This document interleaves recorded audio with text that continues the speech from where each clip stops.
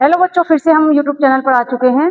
आइए फिर से उस पैराग्राफ को जो सूरदास से लिखे हुए पद के नामक पाठ से सीरीज है, मैं आपको फिर से आगे का पैराग्राफ समझाने जा रही हूँ।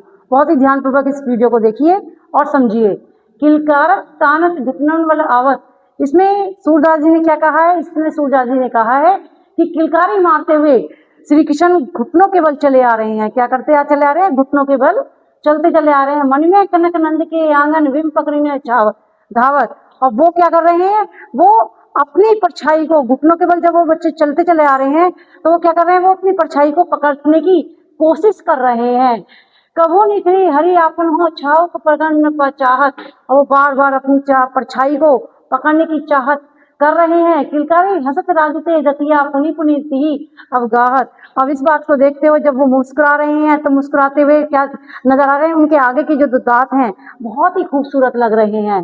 किलकारी हसत रजत है दतिया, यानी कि उनके आगे की जो दांत हैं पुनी पुनी बोलने पर उनके आगे के दांत बहुत ही सुंदर लग रहे हैं।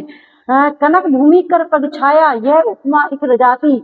और भूमि भी, इस बात को, जो भूमि जो कि नंद के बाबा के घर की भूमि है वो सोने की बनी हुई है, बहुत ही सुंदर नजर आ रही है।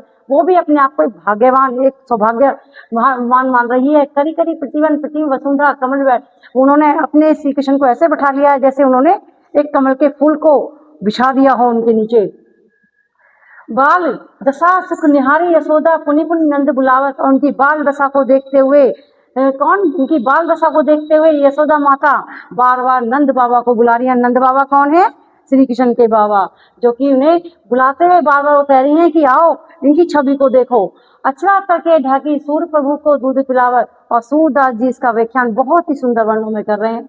इस बात को देखते हुए यशोदा माँ आती हैं और झट से अपने लाल को अपनी गोदी में उठा लेती हैं, और गोद में उठाकर उनको क्या करने लगती हैं? प्रभु को दूध पिलावत, और अपने आंचल में ढककर दूध पिलाना शुरू कर देती हैं। इस बात में इन्होंने सूरदास जी ने इस पैराग्राफ में सिर्फ किसी श्री कृष्ण जी का ही नहीं, माता यशोदा का भी बहुत सुंदर वर्णन किया है।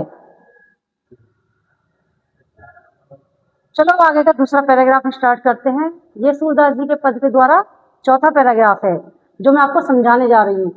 मैं अपनी सब गाय चराए हो, प्राप्त हो तो बाल के संग दे हो, ते कह न रहे हो। इसमें क्या है? गाय चराने का वर्णन किया गया है और बताया गया है कि कौन चराने का वर्णन कर रहा है? कौन? श्री कृष्ण माता यशोदा से बहुत ही हट कर रहे हैं। किसके विषय में? गाय चराने के लिए, कि मैया मैं अपनी सब गाय चराने के लिए जाऊंगा, और प्रातः मतलब सवेरा होते ही मैं बल के संग कौन?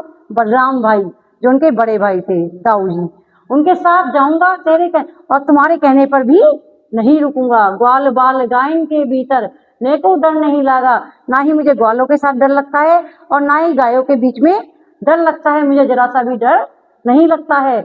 आजू न सवे हो नंद दुहाई, रेणु रोहगो जागत, और मैं बड़ा किसकी? बाबा नंद की सौत खाकर कहता हूँ। सौत किसे कहते हैं? कसम खाकर कहता हूँ, सौगंध खाकर कहता हूँ कि मैं सारी रात जागता ही रहूंगा। कहीं ग्वाल बाल सब गाय चराए हो, मैं घर बैठे रहे हूँ, क्योंकि अगर मैं जागता नहीं रहूंगा तो हो सकता है कि सुबह होते ही सारे ग्वाले चले जाएं और मैं घर पर ही बैठा रह जाऊं। तब सूर शाम तुम सोई रहे हो, प्रातः जान में दे हो।